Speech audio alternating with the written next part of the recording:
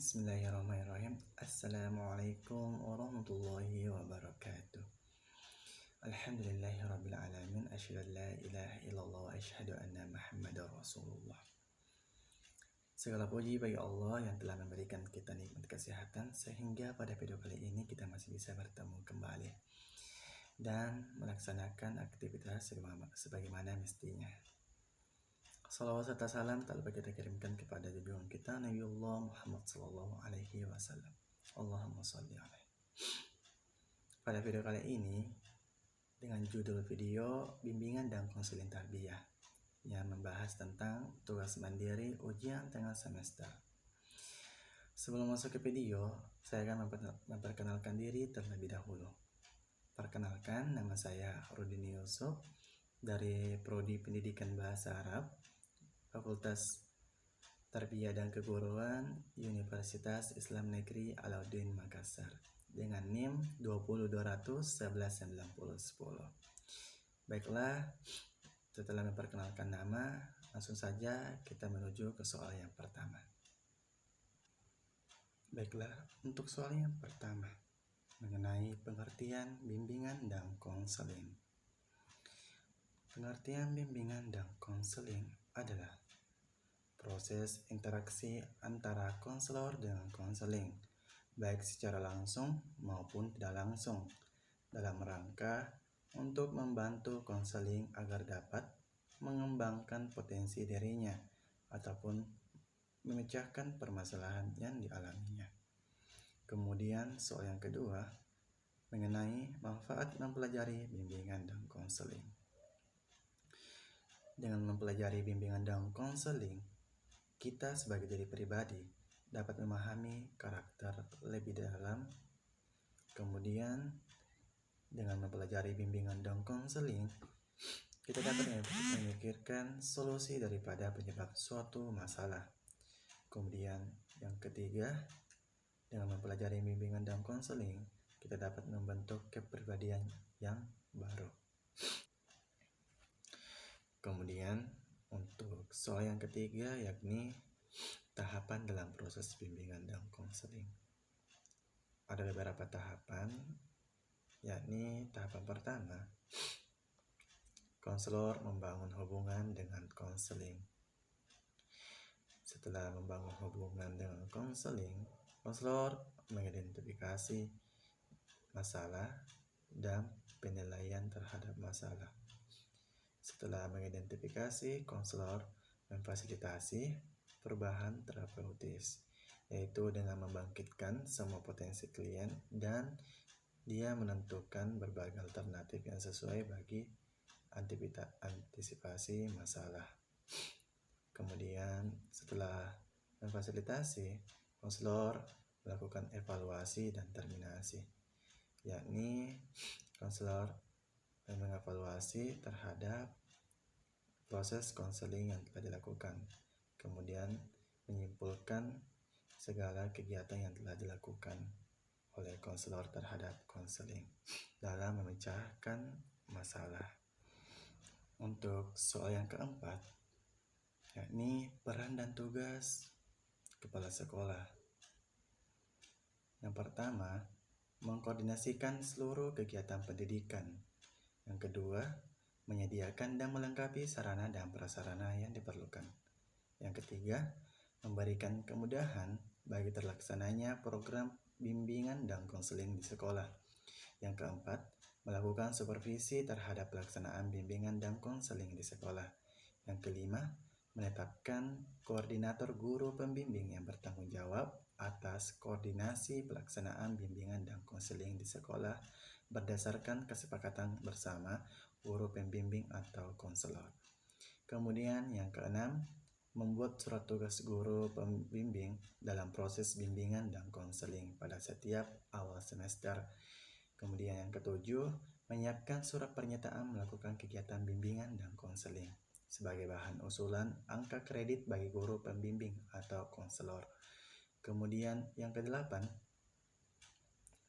mengadakan kerjasama dengan instansi lain. Kemudian yang kesembilan, melaksanakan layanan bimbingan dan konseling terhadap minimal 40 siswa bagi kepala sekolah yang berlatar belakang pendidikan, bimbingan, dan konseling. Kemudian, peran dan tugas guru mata pelajaran. Yang pertama, membantu memasyarakatkan layanan, bimbingan, dan konseling kepada siswa. Yang kedua, melakukan kerjasama dengan guru pembimbing dalam mengidentifikasi siswa yang memerlukan layanan bimbingan dan konseling. Yang ketiga, mengalihtangankan siswa yang memerlukan bimbingan kepada guru pembimbing. Yang keempat, mengadakan upaya tindak lanjut layanan bimbingan atau program perbaikan dan program pengayaan. Yang kelima, memberikan kesempatan kepada siswa untuk memperoleh layanan bimbingan dan konseling dari guru pembimbing. Kemudian, yang keenam, membantu mengumpulkan informasi yang diperlukan dalam rangka penilaian layanan bimbingan. Yang ketujuh, ikut serta dalam program layanan bimbingan. Yang kedelapan, berpartisipasi dalam kegiatan pendukung seperti konferensi kasus. Kemudian yang kesembilan, berpartisipasi dalam upaya pencegahan munculnya masalah dalam perkembangan potensi. Kemudian peran dan tugas wali kelas. Yang pertama, membantu guru pembimbing melaksanakan layanan yang menjadi tanggung jawabnya. Yang kedua, membantu memberikan kesempatan dan kemudahan bagi siswa, khususnya di kelas yang menjadi tanggung jawabnya, untuk mengikuti layanan bimbingan. Yang ketiga, memberikan informasi tentang siswa di kelas yang menjadi tanggung jawabnya, untuk memperoleh layanan bimbingan. Kemudian yang keempat, menginformasikan kepada guru mata pelajaran tentang siswa yang perlu diperhatikan khusus. Dan yang kelima itu, ikut serta dalam konferensi kasus. Kemudian selanjutnya, peran dan tugas guru bimbingan dan konseling. Yang pertama, memasyarakatkan kegiatan bimbingan dan konseling. Kemudian yang kedua, merencanakan program bimbingan dan konseling. Yang ketiga, melaksanakan persiapan kegiatan bimbingan dan konseling. Yang keempat, melaksanakan layanan pada berbagai bidang bimbingan terhadap sejumlah siswa yang menjadi tanggung jawabnya. Yang kelima, melaksanakan kegiatan pendukung layanan bimbingan dan konseling. Yang keenam, mengevaluasi proses dan hasil kegiatan layanan bimbingan dan konseling. Yang ketujuh, menganalisis hasil evaluasi. Kemudian yang kedelapan, melaksanakan tindak lanjut berdasarkan hasil analisis evaluasi. Kemudian yang kesembilan, mengadministrasikan kegiatan bimbingan dan konseling. Dan yang kesepuluh, mempertanggungjawabkan tugas dan kegiatan kepada koordinator guru pembimbing. Kemudian yang selanjutnya, pengertian bimbingan pribadi. Bimbingan pribadi adalah layanan bimbingan yang diberikan kepada siswa untuk menentukan dan mengembangkan diri pribadinya, sehingga menjadi pribadi yang mantap dan mandiri, serta mampu mengoptimalkan potensi yang dimiliki. Contoh masalah yang sering dialami oleh siswa yakni siswa kerap berbohong atau memiliki kebiasaan berbohong, masih memiliki kebiasaan mencontek, kurang disiplin, tidak memperhatikan guru dalam proses pembelajaran, suka bolos kelas. Kemudian pengertian bimbingan sosial. Bimbingan sosial adalah bimbingan yang bertujuan untuk membantu individu dalam menyelesaikan dan mengatasi kesulitan-kesulitan dalam masalah sosial, sehingga individu mampu menyesuaikan diri secara baik dan wajar dalam lingkungan sosialnya. Adapun masalah yang sering dialami yakni siswa kerap kesulitan dalam mencari teman, atau siswa biasanya sulit dalam bersosialisasi, atau kesulitan dalam mengerjakan tugas kelompok karena kurangnya hubungan sosial terhadap siswa tersebut. Kemudian bimbingan karir. Bimbingan karir adalah suatu proses bantuan, layanan yang pendekatan terhadap individu agar dapat mengenal dan memahami dirinya mengenai dunia kerja, merencanakan masa depan yang sesuai dengan bentuk kehidupan yang diharapkannya, mampu menentukan dan mengambil keputusan secara tepat, dan bertanggung jawab atas keputusan yang diambilnya, sehingga mampu mewujudkan dirinya secara bermakna. Adapun masalah yang kerap dialami oleh siswa itu, yakni siswa kadang ragu atau kebingungan dalam memilih jurusan, atau siswa kerap berpikir apakah dia harus melanjutkan sekolahnya atau dia harus berhenti.